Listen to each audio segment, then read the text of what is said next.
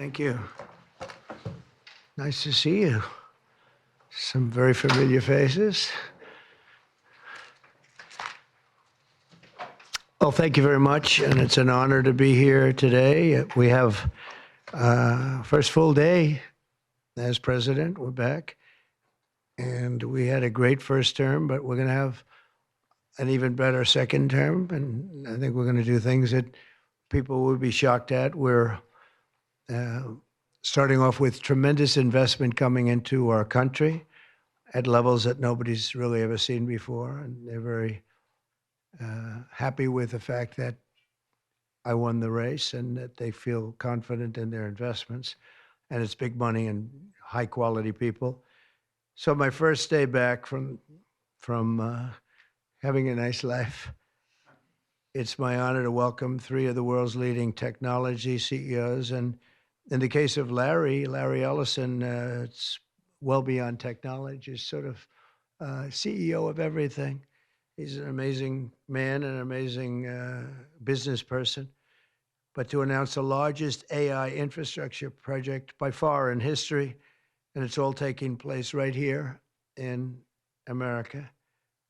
As you know, there's great competition for AI and other things, and they're coming in at the highest level. We're joined by Oracle Executive Chairman Larry Ellison, SoftBank CEO, my friend Masa Yoshi's son, and CEO of OpenAI, and I would say by far the leading expert based on everything I read, Sam Altman. So that's great that you're coming in together. That's a massive group of talent and money. Together, these world-leading technology giants are announcing the formation of Stargate. So put that name down in your books, because I think you're going to hear a lot about it in the future. A new American company that will invest $500 billion at least in AI infrastructure in the United States, and very, very quickly, moving very rapidly, creating over 100,000 American jobs almost immediately. This monumental undertaking is a resounding declaration of confidence in America's potential under a new president. Let me be a new president. I didn't say it, they did. So I appreciate that, fellas. But it'll ensure the future of technology. What we want to do is we want to keep it in this country. China is a competitor and others are competitors. We want it to be in this country, and we're making it available. I'm going to help a lot through emergency declarations, because we have an emergency. We have to get this stuff built. So they have to produce a lot of electricity, and we'll make it possible for them to get that production done very easily at their own plants if they want, where they'll build at the plant, the AI plant, they'll build energy generation, and that will be incredible. But it's technology and artificial intelligence, all made in the USA. Beginning immediately, Stargate will be building the physical and virtual infrastructure to power the next generation of advancements in AI, and this will include the construction of colossal data centers, very, very massive structures. I was in the real estate business. These buildings, these are big, beautiful buildings. They're going to employ a lot of people. And physical campuses and locations currently being scouted nationwide. They're making their choices of locations. I think they have their choice. I'd like to ask Larry, Sam, and Masa to say a few words and just talk about a little bit about what they're doing, and if you have any questions, and then we'll go into a couple of other subjects also. But this is, to me, a very big thing. $500 billion Stargate project. I think it's going to be something that's very special. It'll lead to something that could be the biggest of all. So, Larry, maybe we'll start with you, and we'll go down the line. Thank you.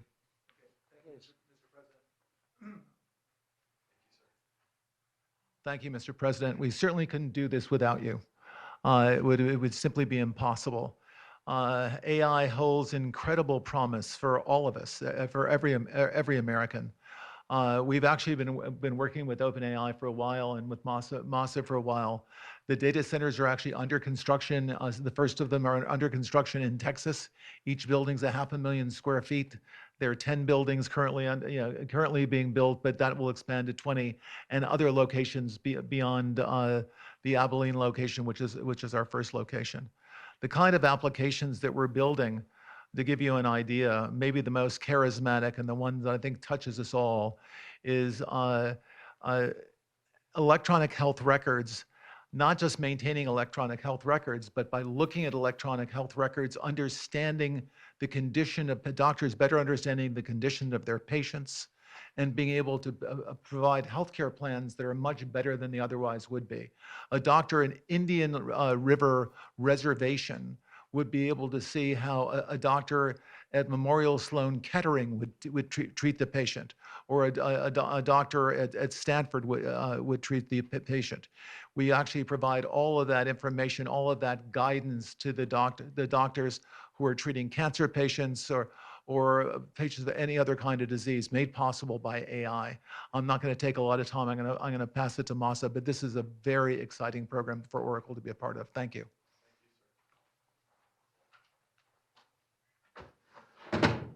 Thank you. That really helped. That's good. That's great. I feel tall now. Thank you. Well, Mr. President, last month I came to celebrate your winning and promised that we will invest $100 billion. And you told me, oh, Masa, go for 200. Yeah. Now I came back with 500. Because this is as you said yesterday, this is the beginning of golden age of America. This is one great example, I think, right? We wouldn't have decided to do this. I think so. This is the beginning of golden age. We wouldn't have decided unless you won. And yesterday we agreed, we signed to make this happen. Because of this day. So we would make this happen. We would immediately start deploying $100 billion with a goal of making $500 billion within next 4 years, within your term, right? Because of your success. So we are very, very excited to do this. And our partner is, of course, SoftBank, OpenAI, Oracle, and additionally investing partner with MGX.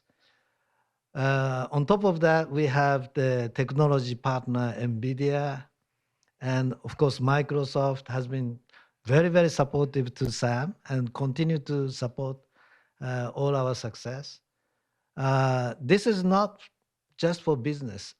As Larry said, this will help people's life. This will help solving many, many issues, difficult things that otherwise we could not have solved with the power of AI. I think AGI is coming very, very soon. And then after that, that's not the goal. After that, artificial super intelligence will come to solve the issues that mankind would never, ever have thought that we could solve. Well, this is the beginning of our golden age. Thank you very much. Thank you very much. Fantastic. Sam. I don't have too much to add, but I did want to say I'm thrilled we get to do this in the United States of America. I think this will be the most important project of this era. And as Masa said, for AGI to get built here, to create hundreds of thousands of jobs, to create a new industry centered here, we wouldn't be able to do this without you, Mr. President. And I'm thrilled that we get to. I think it'll be an exciting project. I think we'll be able to do all of the wonderful things that these guys talked about.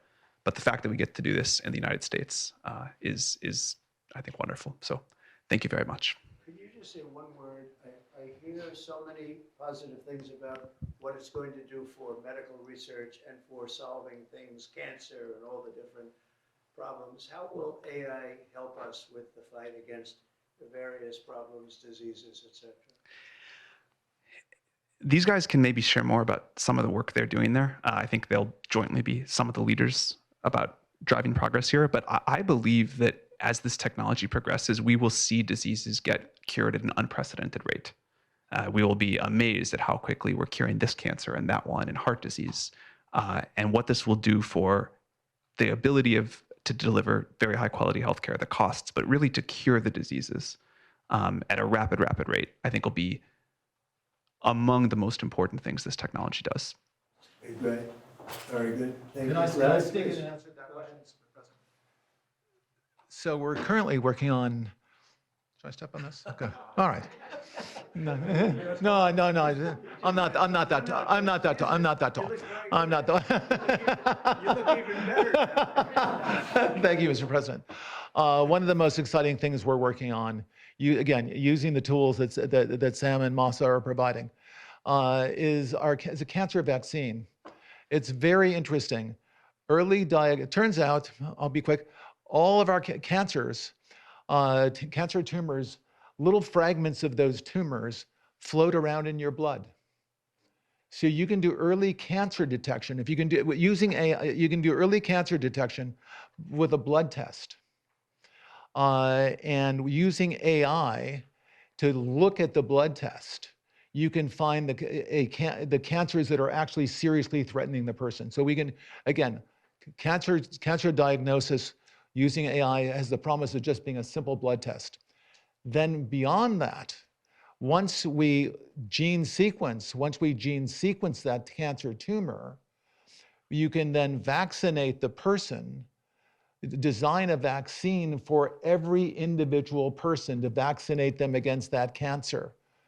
And you can make that vaccine, that mRNA vaccine, you can make that robotically, again, using AI in about 48 hours. So imagine early cancer detection, the development of a cancer vaccine for your particular cancer aimed at you, and have that vaccine available in 48 hours. This is the promise of AI and the promise of the future. Great. Thanks.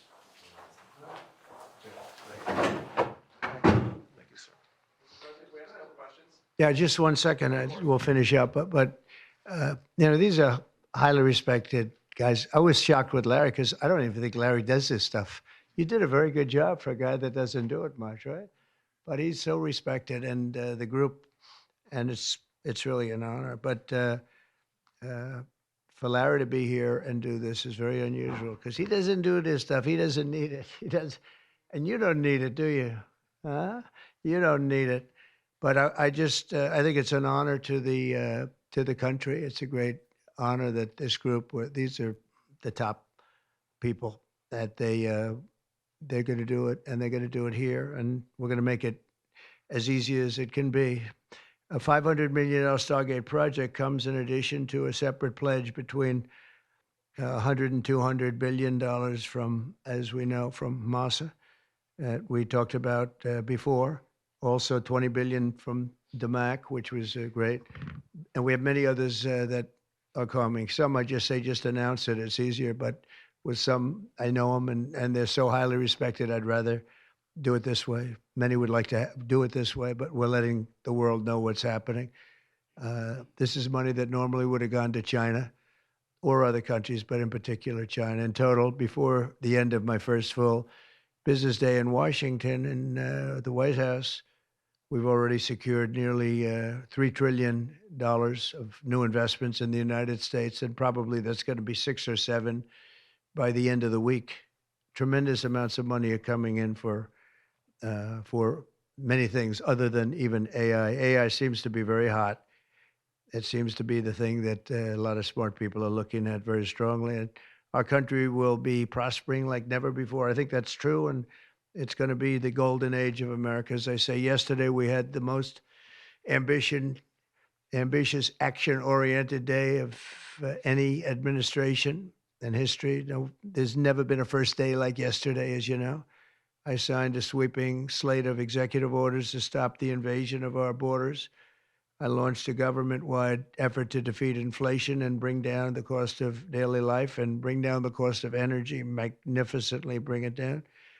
And when energy comes down, Larry, I'd say generally speaking, when energy comes down, everything else comes down. The prices of food and the prices of everything else come down. Energy is that's the big baby.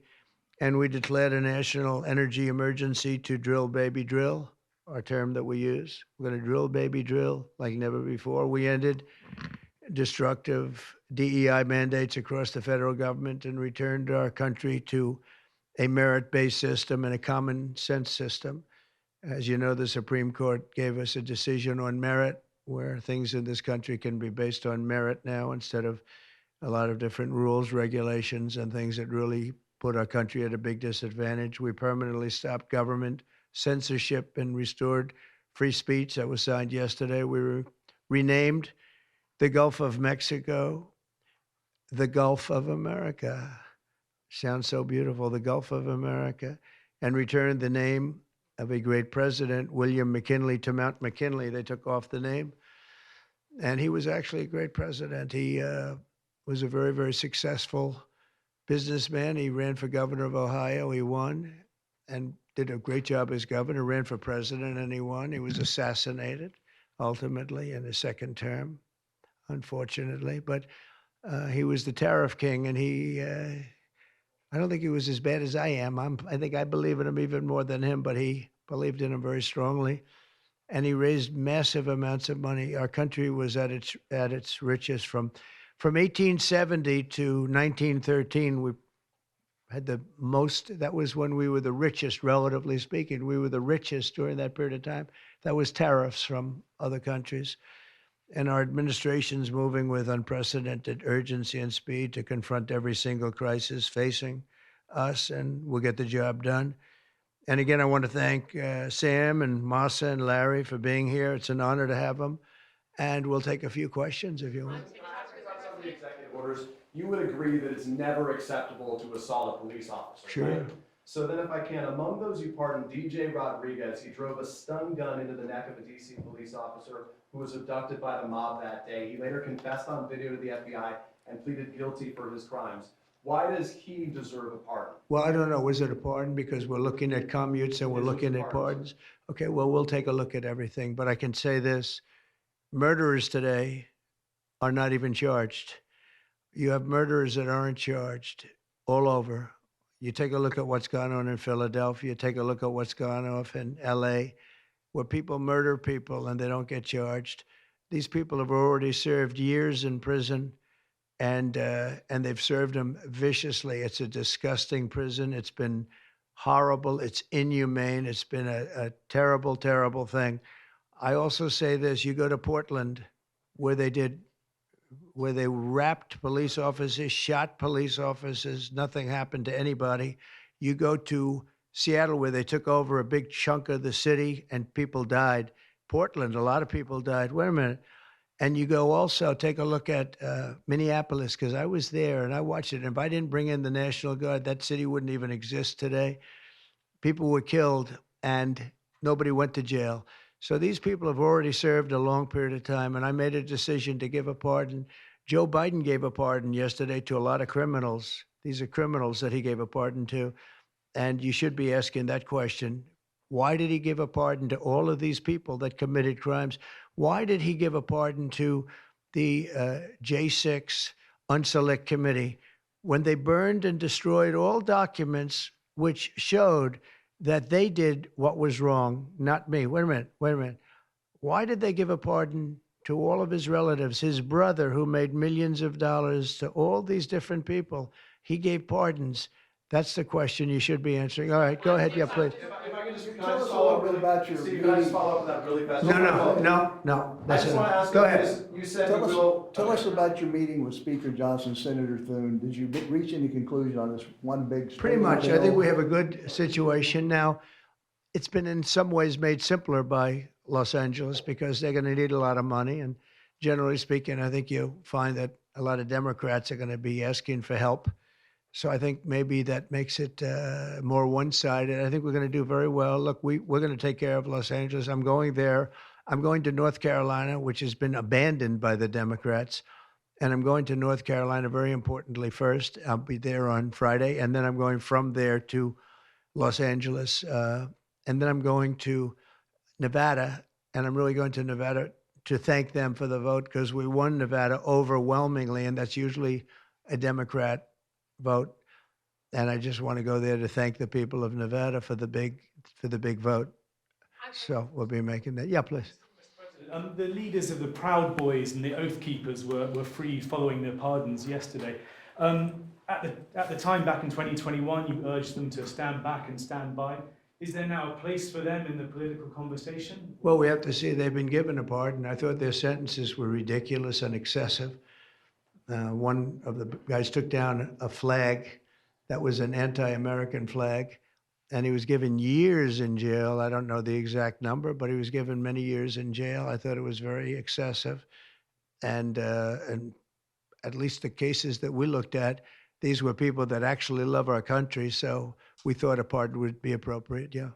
Mr. President, is it also true in your conversations with Republicans today that you asked them to consider recess appointments for cabinet officials? I think, yeah, if it's needed, I don't think it's going to be needed. Marco, as you know, got passed overwhelmingly with 99-0, which is pretty amazing. Marco is going to do a great job, Secretary of State, but he just got, I guess he was the first one and just got approved. That's some vote, 99-0, and the nothing was a vote that he would have gotten if we wanted to do it. But you know whose vote that was? Who's doing a great job right now as vice president. Did you also talk about some sort of a trade or a deal involving wildfire relief in extension for a debt? Well, what I really want to have done, I was talking about this with the guys back in the Oval Office. Los Angeles has massive amounts of water available to it. All they have to do is turn the valve, and that's the valve coming back from and down from the Pacific Northwest, where millions of gallons of water a week and a day, even in many cases, pours into California, goes all through California down to Los Angeles, and they turned it off. It's off now. The valve goes, it turns toward the Pacific Ocean, and all that water goes pouring into the Pacific Ocean. If they did what I told them to do, they wouldn't do it because politically they didn't think it was good. I think it's great politically. I think they're dead politically. What they've done, they've destroyed the city. What they've done to that city is unbelievable. The sprinklers, their sprinklers in there like these right here that you see, none of them had any water in them. They didn't have any water. The fire hydrants, 40% of them had no water. The brush was just dry. Everything was dry. The sprinklers on the lawn weren't allowed to even be used. So, you know, everything was dry, and it was an inferno. They created an inferno. So we're demanding that they turn the valve back toward Los Angeles right now. It's not even believable that they haven't done it. Just so you know, they have a valve, and it turns like, think of a sink, but multiply it times many thousands of times the size of it. It's massive. And you turn it back toward Los Angeles. Why aren't they doing it? They either have a death wish, they're stupid, or there's something else going on that we don't understand. But we want the water that they're throwing away to be used for California. And that includes the farmers of California. You know, when you drive up north, you see all of the land. I couldn't believe it. I was with Devin Nunes when he was a congressman and some other congressmen from the area, and we're driving up and we're on the highway, and I keep looking at these farms, and the land is bone dry. And then you'd see an acre, about an acre or 2 acres, with the most beautiful green plants growing in it, the most beautiful you've ever. It's a rich stuff, and you look at the soil, and it's so rich. That soil is almost the equivalent to like Iowa soil. It's phenomenal. It's got no water. But the reason it has no water, I said, do you have a drought? No. I said, what do you mean you don't have a drought? Look at the thing. It's dry as a bone. The reason you have like an acre is because they say you can farm 1 acre, but no more, because they didn't want to waste water. But they throw the water into the Pacific Ocean. These people are crazy. So we're going to be issuing an executive order demanding that they immediately let that water come down through California. Farmers, even people living in Beverly Hills. Now, those people have been a lot of them are wiped out. Believe it or not, you know, they were having restrictions, Larry, you know about this. They wanted to restrict you to 38 gallons of water a day. That sounds like a lot, but it's not. When you're a rich person and you like to take a shower, 38 gallons doesn't last very long. And they have all this water, and it's really good water.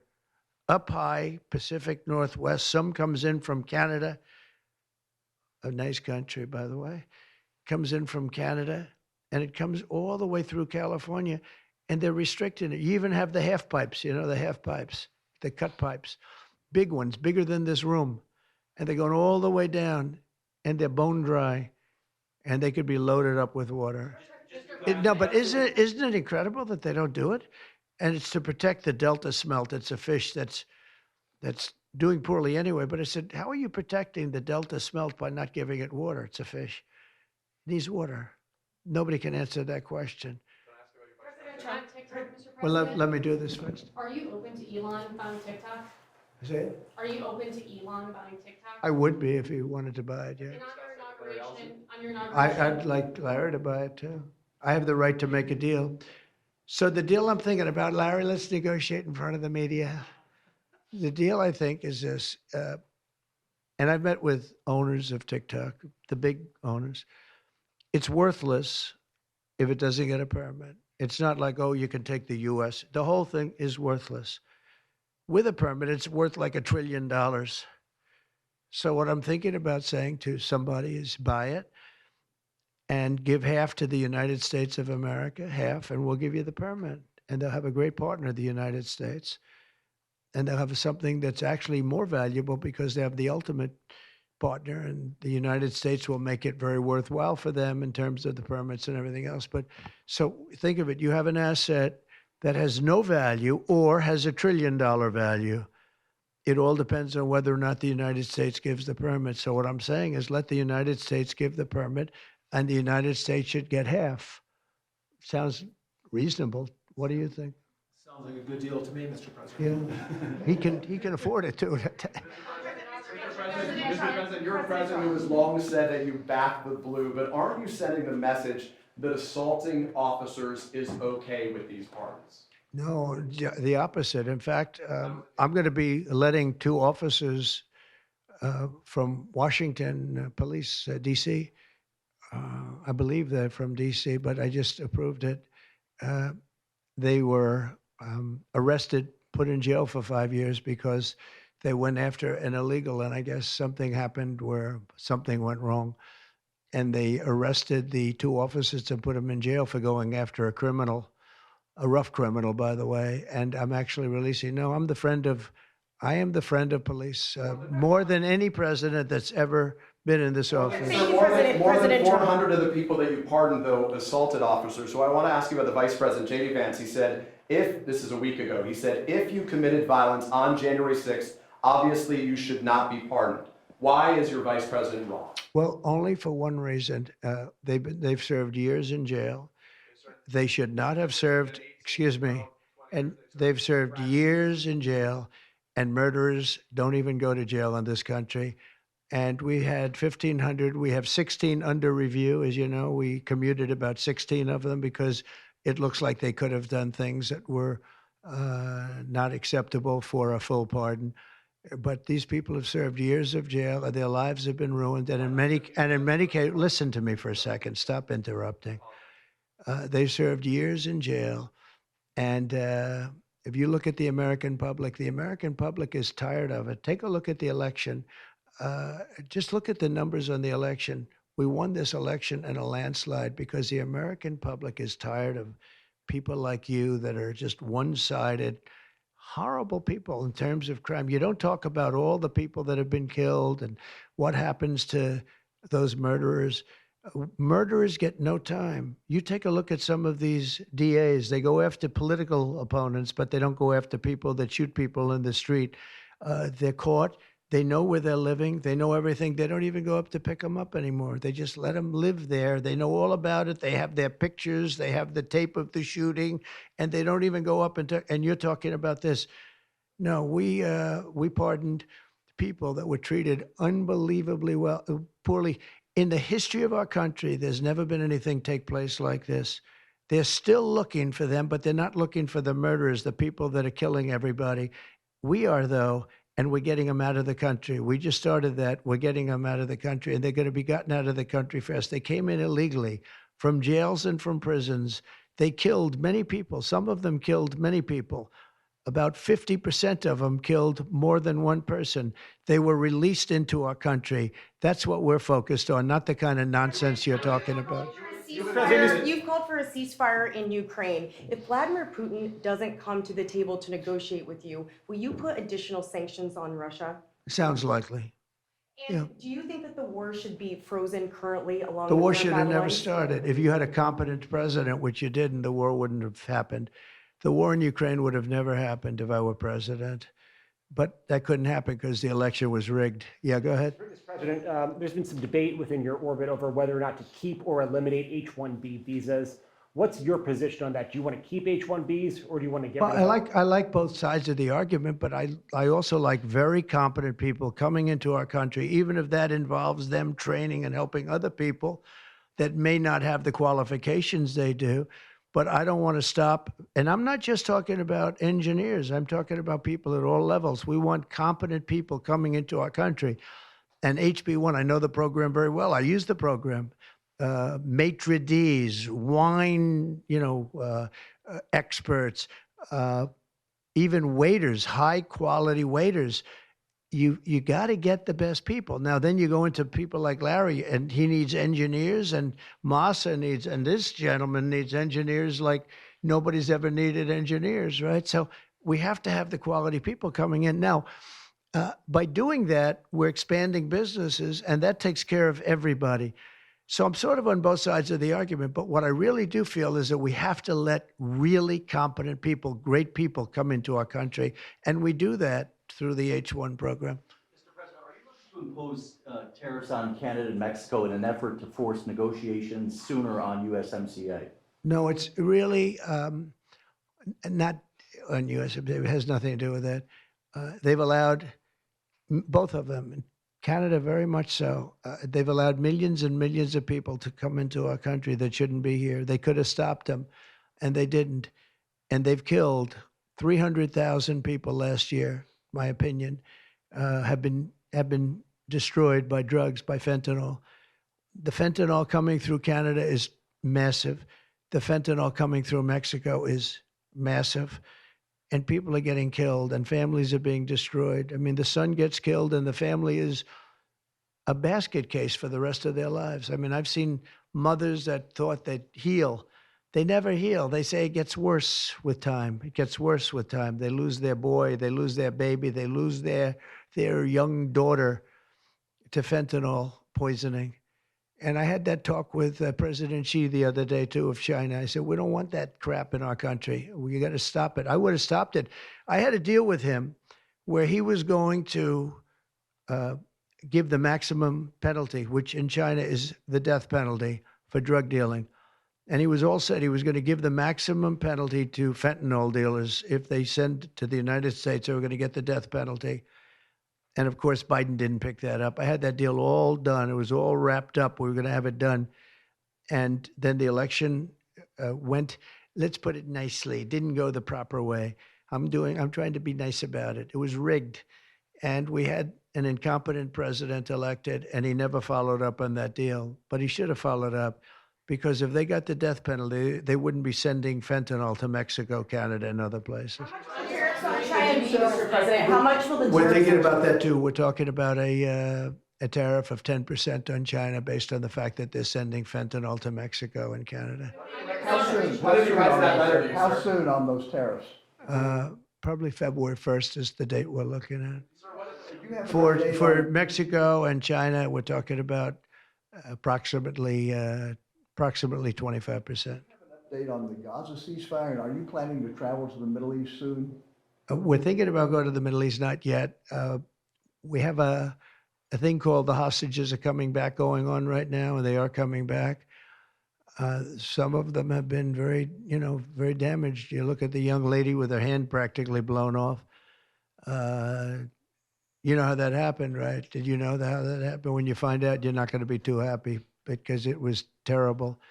But the hostages are starting to come back. If I weren't here, they wouldn't be back ever. They would have never come back. They would have all died. If this were done a year earlier, if Biden would have done this deal a year and a half, 2 years ago, or frankly, It should have never happened. October 7th should have never happened. Nobody should be dead. But through weakness, they allowed it to happen, and then it was a disaster from them. But you go back just 6 months ago, many of these young people were living. Young people don't die like that. They're just dying. And young people aren't dying at 22 and 23 years old. They don't die. But now they're dying, and you wonder why they're dying. They're being killed, and they have been killed. But they say 6 months ago, you would have had 11 more living hostages. Think of that. 6 months ago. But Biden couldn't get it done, and it was only the imposition that I put on as a deadline that got it done. But it's a very sad situation. It should have never happened. I'll tell you, 2 things should have never happened. 3 things. Inflation should have never happened. It would have never happened except for what they did to energy and their crazy spending. And Ukraine would have never happened. Never. By the way, Russia never would have gone into Ukraine. I had a very strong understanding with Putin that it would have never, ever happened. He disrespected Biden. Very simple. He disrespects people. He's smart. He understands. He disrespected Biden. And also, the Middle East would have never happened because Iran was broke. They had no money. They had no money for Hamas. They had no money for Hezbollah. It would have never happened. October 7th would have never happened. But it did happen. So this is the cards I've been given. And we're getting the hostages back. That would have never happened under Biden. They would have never come back. They were just dying not that slowly. They were dying or being killed. But that was what was happening. And are you going to keep sending weapons to Ukraine, or are you going to turn off the tap soon? Well, we're looking at that. We're talking to Zelensky. We're going to be talking with President Putin very soon. And we'll see how it all happens. We're going to look at it very soon. One thing I do feel, the European Union should be paying a lot more than they're paying because under Biden, I mean, we're in there for $200 billion more. Now, it affects them more than it affects us. We have an ocean in between, right? Little thing called an ocean. The European Union should equalize. We're in there for $200 billion more than the European Union. I mean, what are we, stupid? I guess the answer is yes, because they must think so. But the European Union takes advantage of us tremendously on trade, and they now take advantage of, and always have. If I didn't get involved years ago, my first term, one of the first things I noticed was that they're not paying enough. They're not paying. And a lot of those countries weren't even paying. The NATO countries, they weren't paying. Only 7 out of 28 were paying. We were one of them. And Poland was one. And they had a few of them that were paying, and some were paying very proudly. Usually, the closer to the borderline of Russia they were, the faster they paid, okay? The ones that were further away tended not to pay so fast. And one thing on that, I think they should lift their number not to 2%, but to 5%. NATO should be at 5%, not at 2%. 2% is ridiculous, yeah. The U.S. President Xi, in your conversation about Ukraine, you asked him to get involved in helping settle that. Can you tell us about that? I did, yeah. I said, you ought to get it settled because he's not done very much on that. He's got a lot of power, like we have a lot of power. I said, you ought to get it settled. We did discuss it, yeah. Do you intend to continue selling products that benefit yourself personally while you're president? Well, I don't know if it benefited. I don't know where it is. I don't know much about it other than I launched it. I heard it was very successful. I haven't checked it. Where is it today? You made a lot of money, sir. How much? Several $1 billion, it seems like, in the last several days. Several billion? That's peanuts for these guys. President Biden, can you give us some sense, broadly speaking? Yeah, he wrote me a nice letter. I mean, I did open it last night. And I didn't know. Peter said, did you get the letter? I said, wait a minute, let's see the letter. It's sort of a tradition. You put it in the drawer, especially of the beautiful Resolute desk, right? And I opened the drawer, and there it was. It said to number 47. And it was a very nice letter. I mean, I could show it because I think it was a nice letter. Maybe I will. I think just basically, it was a little bit of an inspirational type letter, enjoy it, do a good job. Important, very important, how important the job is. But I think it was a nice letter. I think I should let people see it because it was a positive for him in writing it. I appreciated the letter. Mr. President, were security security concerns at all factor when deciding to move your inauguration indoors? No, not at all. No, not at all. It was just cold. Look, if we would have, I just went out to the helicopter, right, we said goodbye. That's a tradition. As long as before it used to be a stagecoach, and then helicopters came along. But that's been a tradition. You go out and you do that. And we stood there for 10 minutes, and I'll tell you what, people would not have been able to get through that day. That was cold. It was sort of interesting. Don't let the sun fool you.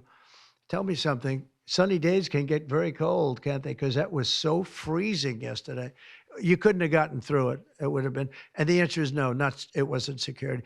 With that being said, I thought the Capitol, the Rotunda, was beautiful. 72 degrees, unbelievable sound. It's like being in an opera house. I could see people wanting to do it there rather than outside. Why did you remove John Bolton's security clearance, sir? Because I think there was enough time. We take a job. You take a job, you want to do a job. We're not going to have security on people for the rest of their lives. Why should we? I thought he was a very dumb person, but I used him well because every time people saw me come into a meeting with John Bolton standing behind me, they thought that he'd attack them because he was a warmonger. He's the one that got us involved, along with Cheney and a couple of others, convinced Bush, which was a terrible decision, to blow up the Middle East. We blew up the Middle East and we left. Then we got nothing out of it except a lot of death. We killed a lot of people. And John Bolton was, one of those guys, a stupid guy. But no, you can't have that for life. You shouldn't expect it for life. Sir, is that meeting that you mentioned with President Zelensky, will that take place here, and when and where will you meet with I don't President know. I mean, look, President Zelensky would like to have peace. He's told me that very strongly. He'd like to have peace, but it takes two to tango. We'll see what happens. When will you meet with President Putin?